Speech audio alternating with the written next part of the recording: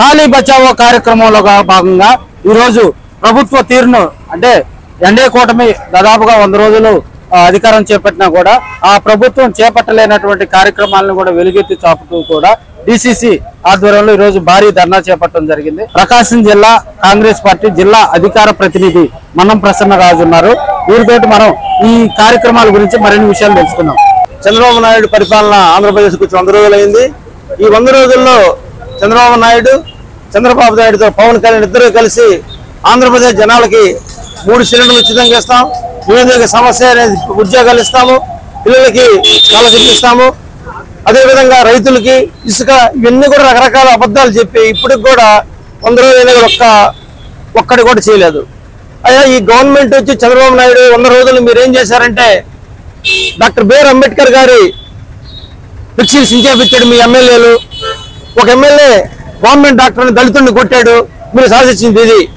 జగన్మోహన్ రెడ్డి దెబ్బకు భయపడి పారిపోయినటువంటి రామకృష్ణ వచ్చి ఫ్లెక్సీ సించేస్తాడు. మీరు పవన్ కళ్యాణ్ పెట్టిన ఒక ఎమ్మెల్యే వచ్చి డాక్టర్ని తిడతాడు. ఇదే మీరు సాధించింది. జగన్మోహన్ రెడ్డి తప్పునే ఎత్తి చెప్పి సిగ్గు లేకుండా మీరు ఆంధ్రప్రదేశ్ మొత్తం తిరిగి ఈ రోజు దళితుల మీద దాడులు చేయడానికి ఈ 100 రోజుల్లో మీరు వచ్చారా? దళితుల్ని విడదీసి కుల మతాలకు విడదీయడానికి మీరు వచ్చారా? చంద్రబాబు నాయుడికి మోడీ అంటే భయం. చంద్రబాబు నాయుడు మోడీ కనుసైకల్లో RSS ఆలోచనతో చంద్రబాబు నాయుడు పనిచేస్తున్నాడు. అదేవిధంగా జగన్మోహన్ రెడ్డి జగన్మోహన్ రెడ్డి భయం, అతను కాంట్రాక్ట్ ఢిల్లీ ప్రతిపక్ష నాయకుడని.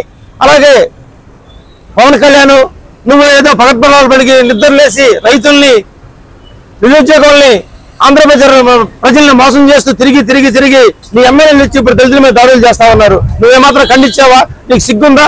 అంటే అంబేద్కర్ వారసుండని, అంబేద్కర్ ఆలోచనని నువ్వు మాయావతి దగ్గరికి వెళ్ళి బీఎస్పీ జెండా వేసుకొని ఇక్కడికి వచ్చి నేను దళితుల కోసం, ఉద్యోగస్తుల కోసం, రైతుల కోసం, శ్రమికుల కోసం నేను పనిచేస్తానని చెప్పి నువ్వు నీ ఎమ్మెల్యేలు కనీసం దాడి చేస్తే డాక్టర్ మీద నువ్వు మాట్లాడలేదు. అందుకని కాంగ్రెస్ పార్టీ మిమ్మల్ని తీవ్రంగా ఈ విషయాల మీద ఖండిస్తున్నాం. ఈ విషయాలు మొత్తం ఆంధ్రప్రదేశ్ ప్రజలందరూ గమనించాలి. ఈ ప్రభుత్వం వచ్చిన తర్వాత దళితుల మీద దాడులు ఎక్కువైనాయి, హత్య రాజకీయాలు ఎక్కువైనాయి. ఈ దళితులు దోపిడీకి గురవుతా ఉన్నారు. జగన్మోహన్ మీద నుంచి పొయ్యిలో పట్టేట్టుంది ప్రభుత్వం. అందుకని దీన్ని కాంగ్రెస్ పార్టీ తీవ్రంగా ఖండిస్తూ ఈ నిరసనలు, ఈ ఆందోళనలు ఉధృతం చేస్తామని తెలియపరుస్తా ఉన్నాం.